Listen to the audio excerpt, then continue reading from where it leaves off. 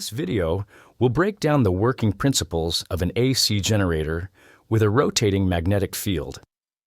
By the end, you will be able to understand the fundamental process of electromagnetic induction in generating AC electricity, identify and explain the role of each generator component, and explain how the strength of the magnetic field influences the voltage induced by the generator.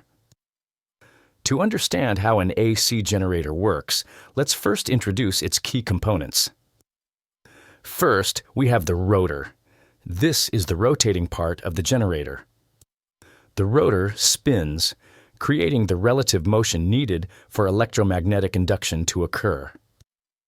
The rotor receives direct current DC electricity from the exciter, which we'll cover in a moment.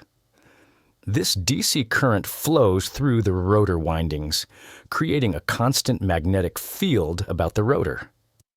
This results in the rotor acting as a rotating magnet, providing both the magnetic field and the relative motion for electromagnetic induction to occur. The exciter is responsible for supplying the DC excitation current to the rotor. This excitation current ensures that the rotor maintains a steady north and south magnetic field as it rotates. The exciter in our simple AC generator is represented by a small battery. We also have indication of the voltage applied to the rotor by the exciter. As you can see, the exciter is currently set to 120 volts. This voltage can be increased or decreased, and later, we'll see how that affects our system. The brushes and slip rings work together to transfer DC current from the exciter to the rotor. The brushes are stationary and receive direct current from the exciter. They maintain physical contact with the rotating slip rings, which allows for the conduction of DC current from the exciter to the rotor as it spins. Next, we have the stator. The stator consists of stationary windings, which are coils of conductive wire. When the rotor's magnetic field cuts across these windings, a voltage is induced in them. The stator windings connect to the generator terminals, which act as the output of the generator, allowing the electricity to flow into the system. Finally, we have the load, the electrical devices that consume power. In our model, the load is represented by a single light bulb.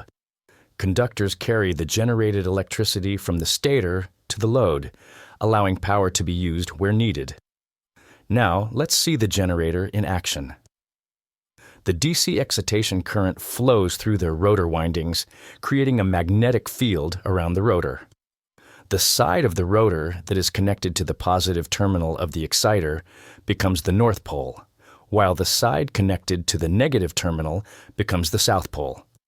The magnetic lines of flux run from the north pole to the south pole.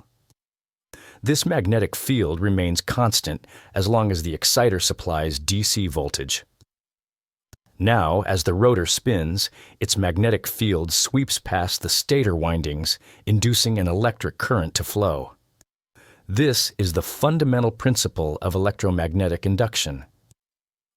As the rotor turns, the induced current in the stator windings creates its own magnetic field. These magnetic fields continuously build and collapse as the rotor spins. This is due to the differences in the concentration of the magnetic field at different points around the rotor. The magnetic field is more concentrated at the ends of the rotor and becomes less concentrated as it flares out and around the rotor, circling back to the other end. The polarity of the magnetic field induced by the current flow in the stator is opposite to that of the rotor's field. The blue magnetic lines of flux represent the south pole of the stator's magnetic field, and the red magnetic lines of flux represent the north pole. As the rotor continues to turn, every 180 degrees, the induced voltage reverses polarity and the direction of current flow changes. At 0 degrees, the induced voltage is at its peak as the highly concentrated magnetic field of the rotor intersects the stator windings. At 90 degrees, the induced voltage is 0 as the weakest part of the rotor's magnetic field intersects the stator windings. At 180 degrees, the induced voltage again reaches its peak. At 270 degrees, we are back to zero induced voltage. And at 360 degrees, the voltage peaks again. Since opposite magnetic fields attract, the induced magnetic field in the stator naturally resists the rotation of the rotor. Although not pictured here in real-world generators, this opposing force is overcome by a prime mover, such as a turbine, which continuously drives the rotor. The turbine itself is powered by an external energy source, such as steam, flowing water, or wind. This energy is converted into mechanical energy by the turbine, which in turn drives the generator to produce electrical energy. In this way, the energy supplied to the prime mover to overcome the opposing magnetic forces in the generator is directly converted into electrical energy by the generator. Now, let's see what happens when we reduce the exciter voltage.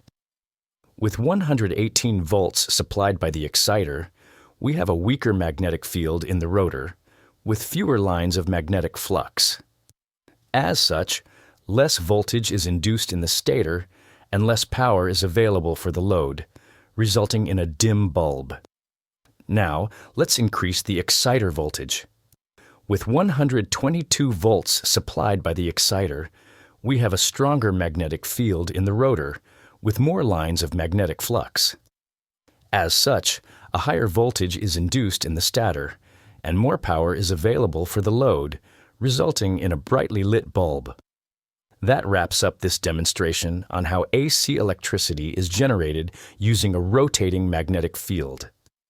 You should now be able to explain the fundamental process of electromagnetic induction in generating AC electricity, including how a changing magnetic field induces voltage in the stator windings as the rotor spins. You should be able to identify and describe the function of each key generator component, including the rotor, exciter, brushes, slip rings, and stator, and understand how they work together to produce and maintain electrical generation. Additionally, you should be able to explain how the voltage applied by the exciter affects the magnetic field of the rotor, and how the strength of the rotor's magnetic field impacts the voltage induced in the stator.